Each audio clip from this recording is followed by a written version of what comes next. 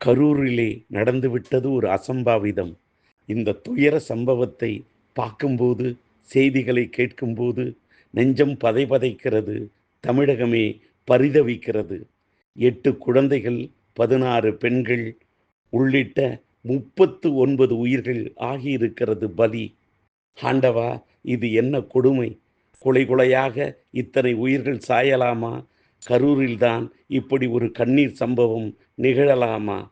அந்த உயிர்களை இழந்து வாடக்கூடிய அவர்களுடைய இல்லத்தாருக்கு என் ஆழ்ந்த இரங்கலையும் ஆறுதலையும் தெரிவித்துக் கொள்கின்றேன். கரைபுரண்டு ஓடும் கண்ணீர் அஞ்சலியை கரூருக்கு அனுப்புகின்றேன். அந்த ஆத்மாக்கள் சாந்தியடைய வேண்டுமென்று எல்லாம் வல்ல இறைவனிடம் பிரார்த்தனை செய்கின்றேன். சிகிச்சை பெற்று வரும் மற்றவர்கள் நலம் பெற வேண்டுமென்று கடவுளிடம் கையேந்துகின்றேன்.